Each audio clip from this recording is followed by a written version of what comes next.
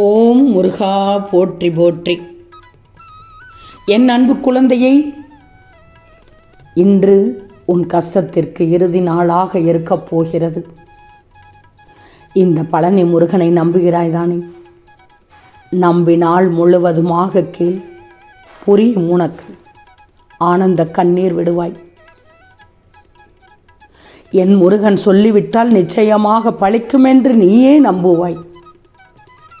கண்மணியே, சில பல கஷ்ட நஷ்டங்களை சந்தித்து துரோகத்தின் வழியை முழுவதும் உணர்ந்த பின்தான் உன் நடத்தை மாறி செயல் புது வடிவம் பெறுகிறது. உண்மைதானே? நீதான் உலகம் என்று நம்பி வாழும் உறவை ஏமாற்றிக் கொண்டிருக்கிறார்கள். 1000 முறை புறமுதுகில் குத்துவதற்கு சமம் என்று அவர்களுக்கு தெரியவில்லை. துரோகமானது கொலைக்கு சமம். தெரியாமல் கூட துரோகத்தை யாருக்கும் பரிசளித்து விடக்கூடாது என்று அவர்களுக்கு தெரியவில்லை. சிலர் துணிந்து வென்று விடுவார்கள், சிலர் துவண்டு முடங்கி விடுவார்கள். ஆனால் ஒன்று மட்டும் தெரிஞ்சுக்கோ, பாசம் என்று பாசாங்கு செய்யும் உறவு பணமின்றி புகழ் இழந்து மதிப்பு மங்கி மறையத்தான் செய்யும்.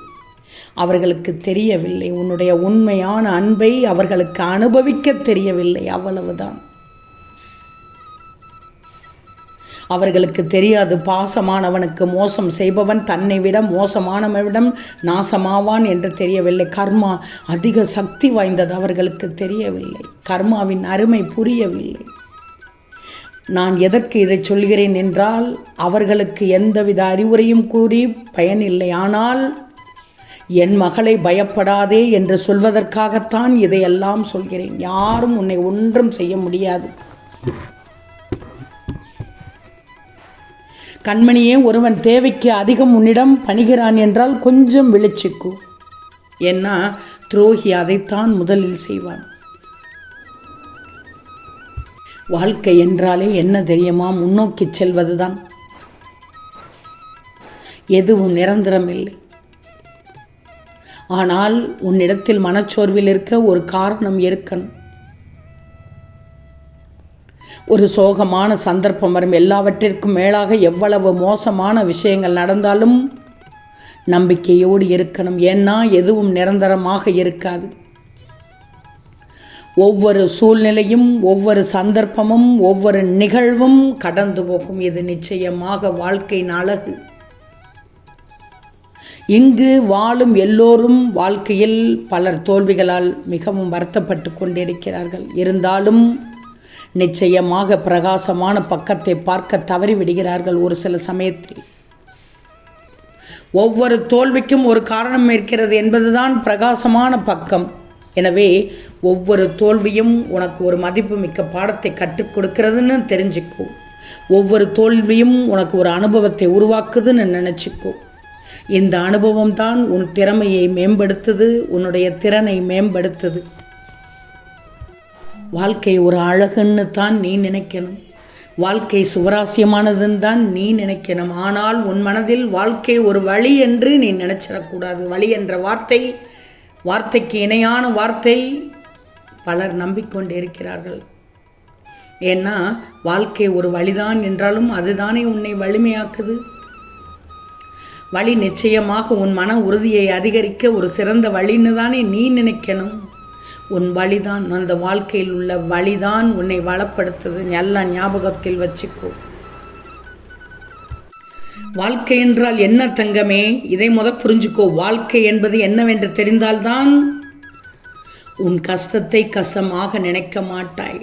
அதற்கான நிவர்த்தியும் நிச்சயமாக கிடைக்கும்.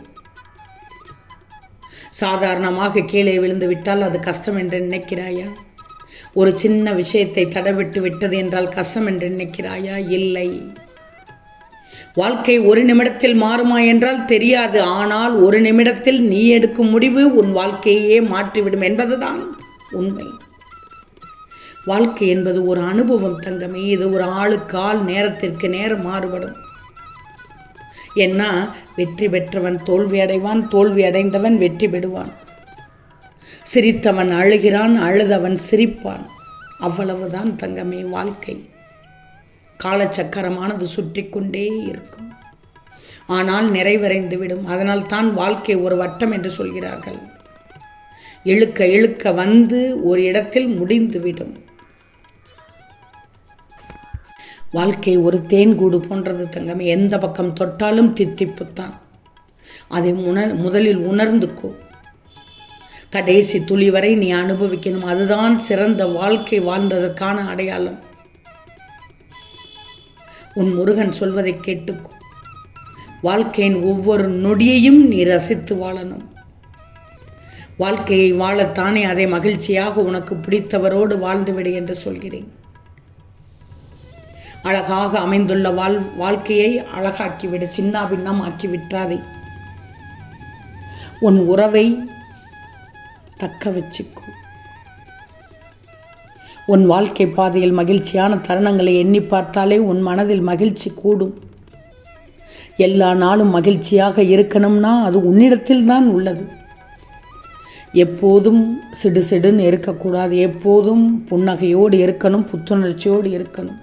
முகத்தில் மகிழ்ச்சி பொங்க தெரியணும். உன்னுடைய முகத்தை பார்த்தாலே மகிழ்ச்சி ததும்பணும். கனவுகளை நினைத்து அதை அடைய முடியுமா என்று கவலைப்படுவதை விட்டுட்டு அதை சாதிப்பதற்கு என்ன வழி என்று கண்டுபிடி. முடிந்தவரை நீ இருக்கும் இடத்தில் உள்ளவர்களை கலகலப்பாக்கிவிடு. முகத்தில் புன்னகையோடு மனதில் தெளிவோடு நீ ஒரு காரியத்தை மட்டும் செய். வெற்றி நிச்சயம் கிடைத்துவிடும். உனக்கு பிடித்தவரிடமிருந்து வரும் புன்னகைக்கும் சக்தி உண்டு. அந்த புன்னகை கூட உன்னை சாதிக்க தூண்டும். எப்போதும் மகிழ்ச்சியாக இருந்துவிடு தங்கமே. முடிந்தவரை மற்றவர்களையும் சந்தோஷப்படுத்து. வாழ்க்கையின் ஒவ்வொரு தருணங்களையும் மகிழ்ச்சியோடு அழகாக்கு. பூக்களின் வாசனையை நுகர்ந்துவிடு. மழைத்துளியை ரசித்துவிடு. வண்டுக்களின் ஓசையை கேட்டுவிடு. பறவைகளின் கானங்களை கேளு. இந்த வாழ்க்கை மீண்டும் ஒரு முறை கிடைக்காதா என்றும் ஏங்கும் அளவுக்கு மகிழ்ச்சியாக வாழ்ந்துவிடு. இதெல்லாம் ஏன் சொன்னேன்? எங்கும் மகிழ்ச்சி இருக்கிறது, எதிலும் மகிழ்ச்சி இருக்கிறது. அதனால்தான் ஒவ்வொரு நிகழ்வையும் நீ ரசித்து ருசித்து அனுபவித்துவிடு என்று உன் முருகன் சொல்கிறேன். இதெல்லாம் ஏன் முருகா என்னிடம் சொல்கிறீர்கள் என்று மட்டும் கேட்காதே.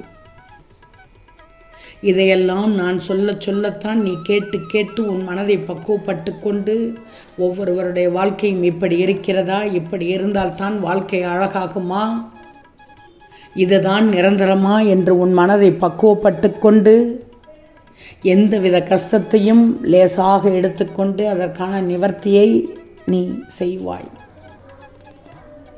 ஆனால் ஒன்று தங்கமே, இன்று வரை ஏற்பட்ட உனக்கான கஷ்டம் இன்னும் சற்று நேரத்தில் காணாமல் போகப் போகிறது.